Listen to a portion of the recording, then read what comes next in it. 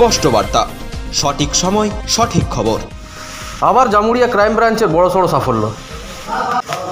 গত বছর 5ই অক্টোবর নন্দীর মৃন্ময় ঘোষ নামক এক যুবকের কাছে অজানা ফোন কল আসে। মুম্বাই ক্রাইম ব্রাঞ্চ থেকে ফোন করছি বলা হয় তাকে। এরপর তাকে বলা হয় তার আধার কার্ড থেকে অবৈধভাবে টাকা লেনদেন করা হয়েছে। যদি টাকা ফেরত না দেওয়া হয় তবে আইনিভাবে তাদের গ্রেপ্তার ও বাড়ির সমস্ত জিনিসপত্র সিজ করা হবে। এই বিষয়টি মৃন্ময় তার বাবাকে জানায়।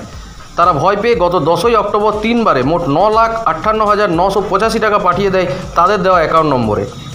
এরপরেই সেই অজানা নম্বরে ফোন করলে ফোন নম্বর বন্ধ পায়। বিষয়টি বুঝতে পেরে সেই দিনই তারা জামুরিয়া সাইবার সেলে অভিযোগ দায়ের করেন। জামুরিয়া থানা সাইবার সেল অভিযোগ পাওয়া মাত্রই তদন্ত শুরু করে। সেই টাকা কোথায় গেছে জেনে সেই অ্যাকাউন্ট হোল্ড করিয়ে দেওয়া হয়। চলতি মাসের 16 তারিখে 7,18,944 টাকা ফেরত পায় তারা। এই টাকা ফেরত পেয়ে জামুরিয়া থানার পুলিশ ও সাইবার সেলকে ধন্যবাদ জানান তারা। টাকা ফেরত পাওয়ার পর মৃন্ময় ঘোষের বাবা সুকেন্দু ঘোষ কি বললেন শুনুন।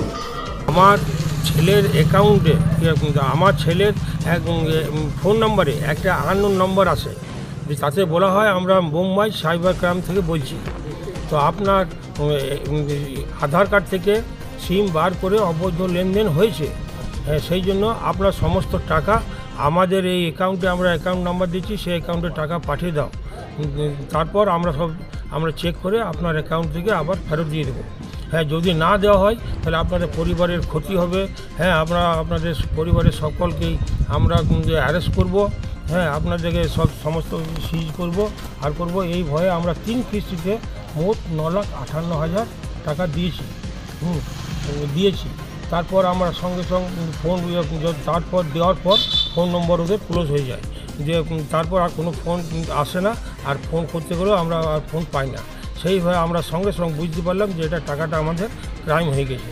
সঙ্গে সঙ্গে আমরা জামুরিয়া থানায় সাইবার ক্রাইমে আসি এবং তারা উদ্যোগ নিয়ে আমরা জানাই, কমপ্লেন করি জামুরিয়া থানায়।